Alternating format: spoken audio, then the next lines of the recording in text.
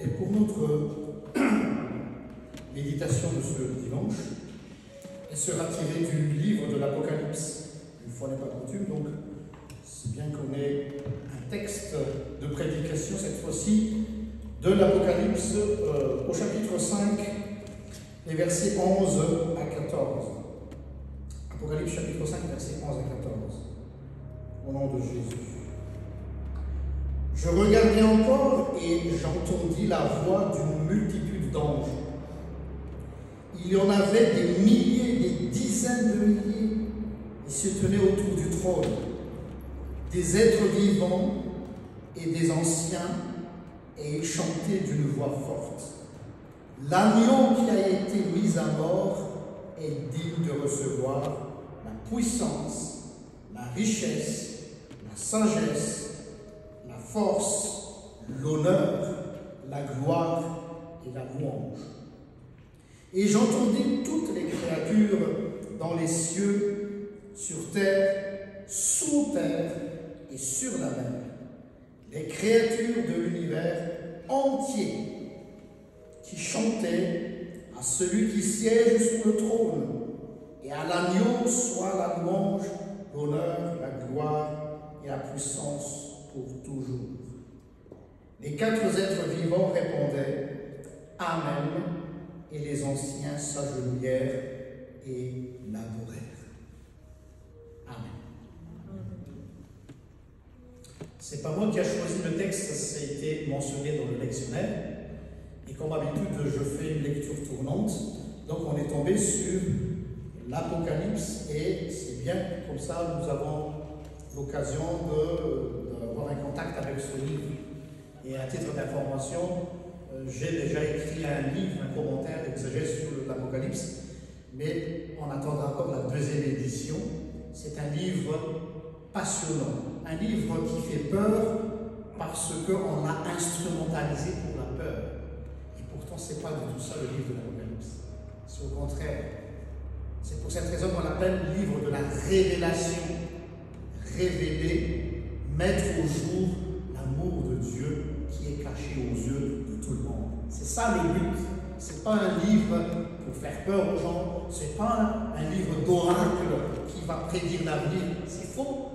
Il y a des gens qui utilisent le livre de l'Apocalypse juste pour dire voilà le prochain pas, surtout avec l'actualité aujourd'hui, des complotistes religieux que je nommerai comme ça, des charlatans qui s'amusent à faire peur aux gens. Faites attention à ce genre de propagande, d'idéologie fausse.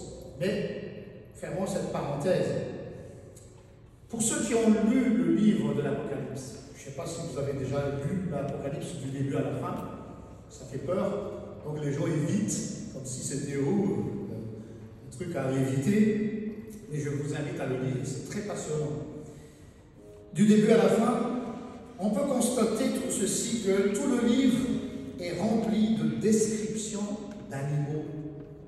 C'est ça qui est, pour moi, c'est ce qui ressort. Il y a beaucoup de descriptions d'animaux, par exemple le dragon, la bête, hein, c'est toujours, on dit toujours la bête, c'est-à-dire la bête qui sort de la mer. Il y a deux genres de bêtes, la bête qui sort de la mer et la bête sur le continent.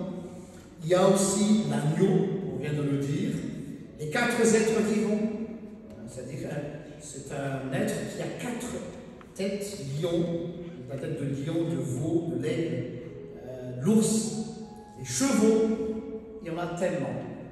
Et le texte ici dit, il y a tous les êtres vivants sous la mer, sur les continents, dans les airs, tous ces animaux étaient là à genoux devant l'agneau. Donc, on voit bien ici que l'auteur veut mettre en valeur l'agneau par rapport à tous ces animaux puissants, sauvages, violents. L'agneau qui est doux, fragile, humble, pacifique. Et l'image est saisissante. C'est que tous les animaux puissants qu'ils soient sont tous à genoux devant l'agneau. Ça, c'est une image frappante quand même. Et pourtant, si on pose la question à tous les lecteurs du livre de l'Apocalypse, qu'est-ce qui retient la curiosité des lecteurs de livre d'Apocalypse, tout le monde parle de la bête, la bête. La marque 666, hein, n'est-ce pas? Voilà. Personne, jusqu'aujourd'hui, faites un sondage. Hein. Quel animal qui vous interpelle dans le livre d'Apocalypse? Tout le monde va vous dire la bête. Jusqu'aujourd'hui, je n'ai pas entendu l'agneau. Or, ici, la vedette, c'est l'agneau. Et c'est fait exprès.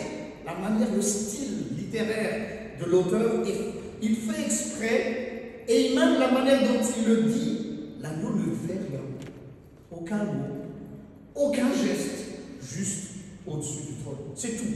Donc, il est passif, il ne dit rien, mais il est imposant. Vous voyez cette image?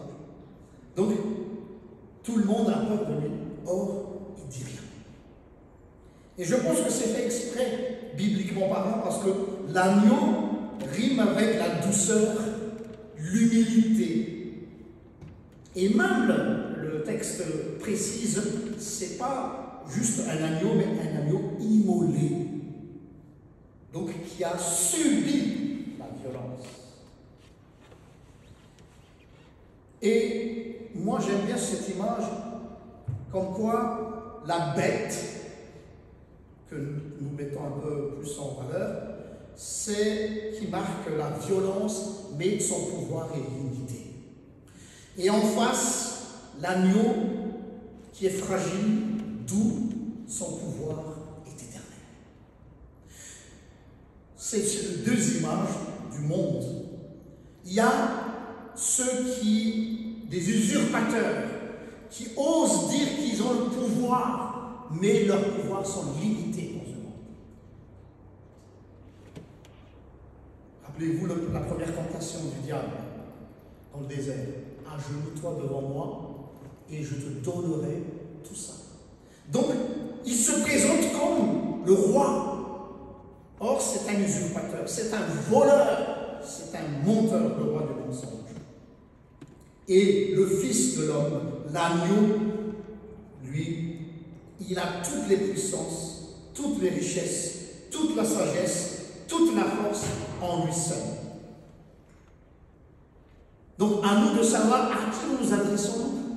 Où est-ce que nous allons mettre notre foi? Où est-ce que nous allons ancrer notre espérance? Faites attention dans le choix de votre vie. Souvent, nous sommes attirés par toute forme de paillettes.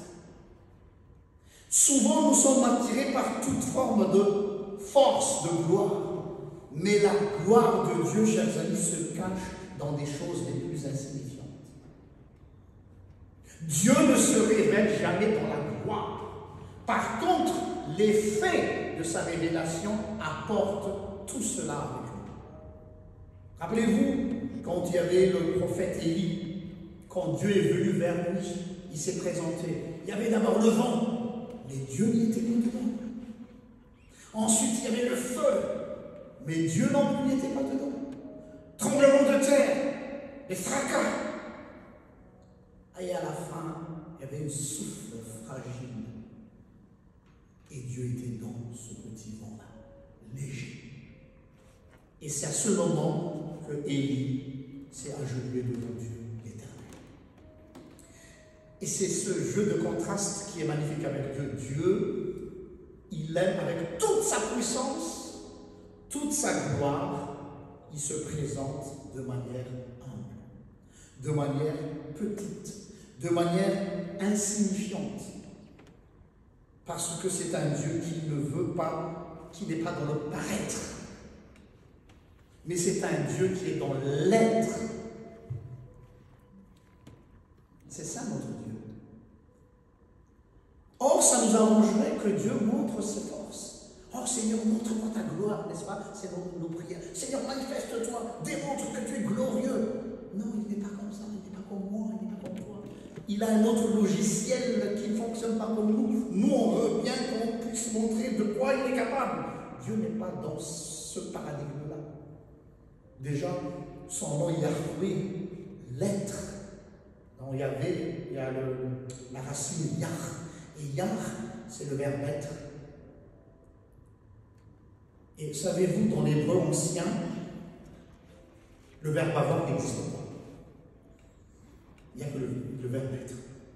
Je ne sais pas, je n'ai pas encore appris toutes les autres langues dans le monde entier, mais seul l'hébreu qui n'a pas de verbe avoir. C'est étonnant.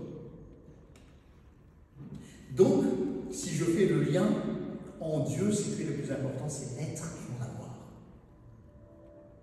Et pourtant, le monde, il va te faire croire, si tu n'as rien, tu n'es rien.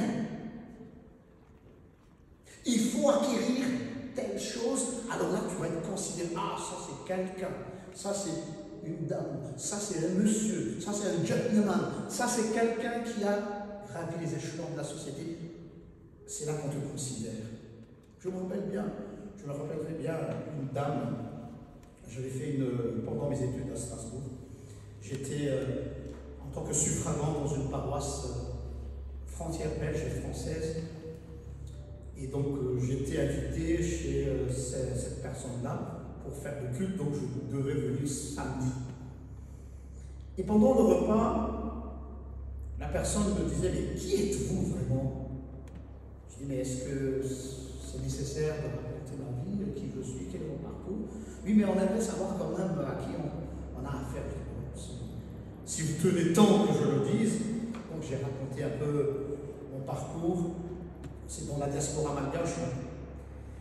Et ça m'a interpellé et choqué en même temps. Pendant que nous discutions, cette dame a commencé à baisser ses lunettes en me regardant parce que j'étais au bout de la table. Et voilà, voici ce qu'elle m'avait dit. Je ne savais pas que vous étiez quelqu'un finalement. Oh, quand vous entendez ça, je me suis dit, c'est quoi cette phrase? Donc, pour l'être humain, pour le monde, même dans les églises, parfois c'est ça. Vous n'êtes pas considéré tant que vous n'avez pas quelque chose. Et c'est malheureux. Et ici, l'amour de Dieu, justement, c'est le contraste. Ceux qui se prétendaient être puissants, ils se mettent tous à genoux. Il y a une expression chez nous, malgache, qui dit, je le dis en malgache d'abord, les tapanian mouchouban, c'est-à-dire ceux qui sont à moitié, qui gesticulent. Mais quand ils sont en entier, ils ne bougent pas. Donc souvent, les complexes de supériorité, c'est une manière de cacher son infériorité.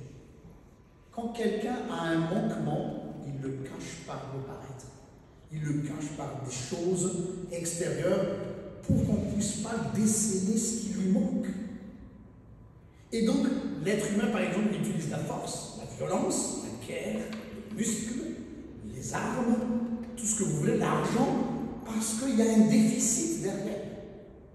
Ça peut être un déficit intellectuel, un déficit psychologique, un déficit émotionnel, c'est quelqu'un qui a subi je ne sais pas quoi dans sa vie, et tout à coup, quand vous creusez un peu, vous grattez un peu, vous allez voir. Je me rappelle bien un jeune qu'on avait encadré. Il faisait partie des groupes de rock metal un peu satanistes, très lourds. Et il est venu à la maison un jour, on a discuté. Il avait une tenue un peu spéciale, donc on sentait que c'est un gamin qui était dans une rébellion contre le système, contre le monde. Il était toujours comme ça. Et un jour, on avait dit, celui qui a besoin de s'entretenir, qu'on puisse parler un peu comme au confessionnal, on peut parler un par un, seul. Et là, quand on a commencé à discuter avec ce gars, tête brûlée, il m'a dit ceci, vous savez, monsieur le pasteur, tout ce que vous voyez à l'extérieur, c'est ma façon de me protéger contre le monde. Ah bon, je dis, vous avez un problème, oui. Et là, une fois qu'on a commencé à parler, il a pleuré comme un bébé.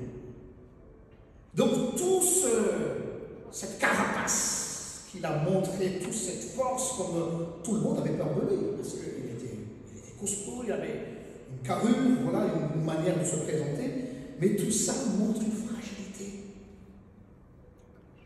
Une telle fragilité qui est cachée par ce genre de gesticulation. Pour vous dire, c'est l'image ici.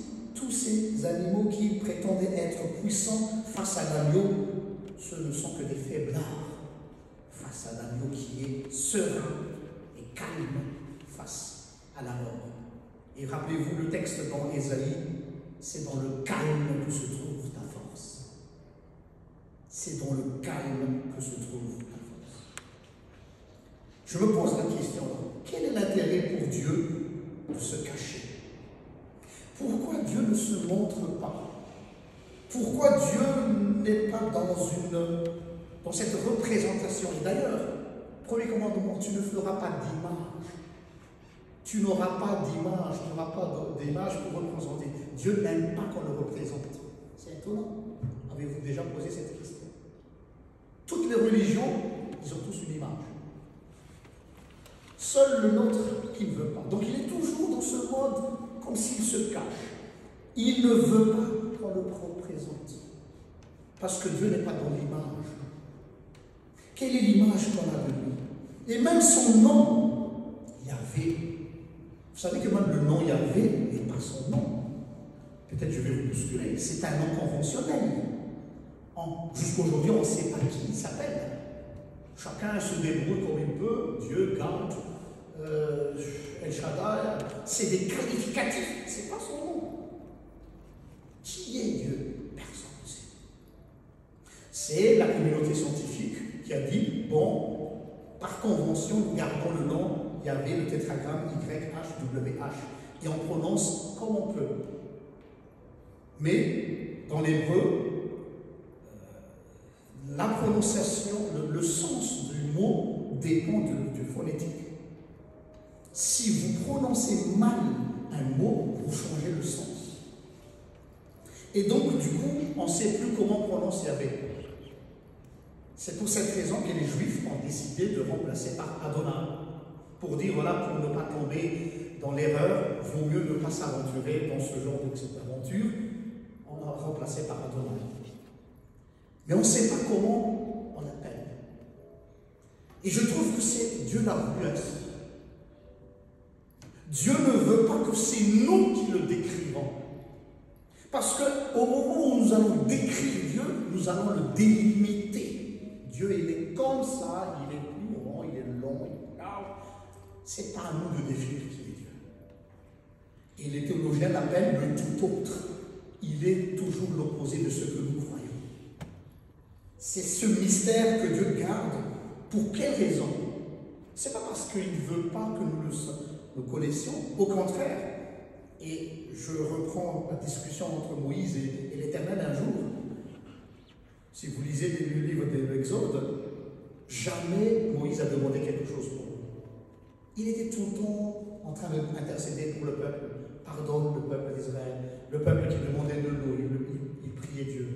Il recevait l'eau, la main, tout ce qu'il voulait. Mais un jour seulement, que Moïse a demandé juste pas une faveur, mais une sorte de consolation, parce que le pauvre, il recevait des coups de partout, tout le monde voulait sa peau. Pourquoi tu nous as emmenés dans le désert? On aurait pu rester là-bas, là-bas au moins manger de melons, des concombres, de la viande. Et pourtant, ils étaient enchaînés, hein, c'était des esclaves. Et ils oublient ça, c'est l'ingratitude totale. Voilà, il dit, il y avait des tombeaux là-bas, ici on va mourir dans le désert comme des bêtes sauvages, et ainsi de suite. Et donc, je comprends le pauvre Moïse, il est fatigué. Il est fatigué. Alors quand il est fatigué, il dit, l'Éternel, j'ai besoin d'une consolation, montre-moi ta face. Ça me suffira largement. Une fois que je t'aurai vu, j'accepterai tous les coups. Mais cette demande, elle est légitime, non? Dieu a refusé. Mais, en le refusant, voici ce que Dieu lui a dit. Je vais vous donner ce texte, c'est très passionnant. Exode chapitre 33, versets 18 et 19. C'est le verset que je préfère le plus dans toute la Bible. Ce n'est pas dans les évangiles, c'est ce passage-là. Si un jour vous voulez vous souvenir de moi, je ne serai plus là, c'est Exode 33, 19. C'est un texte qui me touche au fond de mes tripes. 33, 18, 19. Écoutez ce dialogue magnifique entre Dieu et Moïse. Moïse lui demanda, « Permets-moi de contempler ta gloire. » Dans d'autres versions, ta face. Le Seigneur dit alors, « Je passerai devant toi en te montrant toute toute ma bonté et en proclamant mon nom, le Seigneur, c'est-à-dire Adonai. J'aurai pitié de qui je veux avoir pitié et j'aurai compassion de qui je veux avoir compassion. Magnifique. C'est-à-dire que Moïse aurait voulu voir sa face et Dieu dit, ça ne va pas, je ne peux pas faire ça. Déjà, personne ne peut me voir et être vivant, mais il est impossible pour toi de me voir. Quel est le sens de cette phrase? C'est-à-dire que la face de Dieu, la gloire de Dieu, en hébreu, gloire veut dire kabod, kabod veut dire lourd. Il est impossible pour toi de me voir parce que tu n'auras pas de référence. Tu ne sauras pas me décrire. Et le problème, c'est que tu vas essayer de me décrire après auprès du peuple d'Israël, mais comment tu vas me décrire? Ta perception des choses va être erronée. Nous, par exemple, quand on décrit quelqu'un, comment il était le monsieur que tu as parlé hier? Ah, mais il est grand, il est comme ça, il a des cheveux comme ceci, il parle comme... Donc, on a des données, hein, c'est un peu comme sur l'intelligence artificielle, ChatGPT, ceux qui l'utilisent. On pense qu'il est intelligent, mais finalement, il ne fait que recracher ce qu'on lui dit de dire. Et donc, il a déjà des données en lui qui va redonner. Donc, si vous allez essayer de décrire Dieu, à partir de quelles données vous allez décrire Dieu? Il n'y a pas. Parce qu'il est le tout autre. Il n'y a aucun mot qui peut expliquer Dieu. Aucun. Donc Dieu dit, tu vas être dans l'erreur, vaut mieux pas que tu le vois. Par contre, je ferai passer devant toi ma bonté.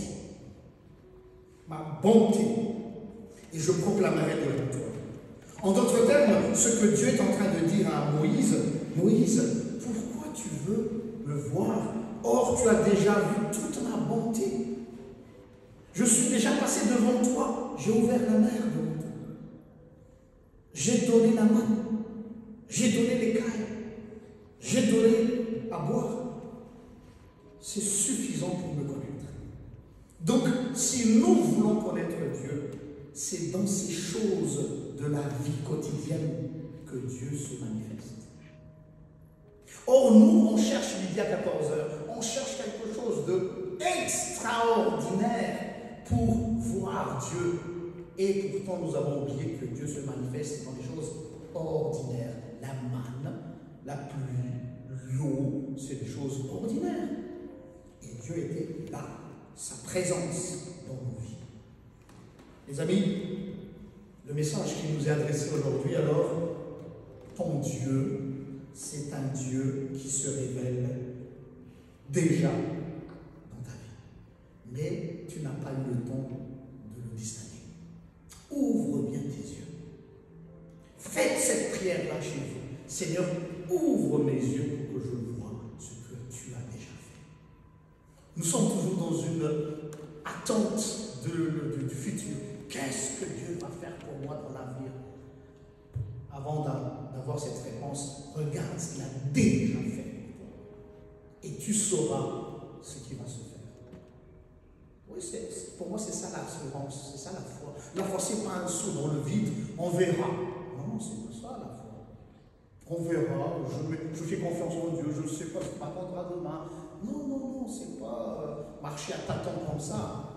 Dieu, pour moi, je ne sais pas ce qui m'attend demain, ça c'est sûr, mais je sais en qui j'ai mis ma foi. Je sais ce qu'il a déjà fait pour moi dans le passé.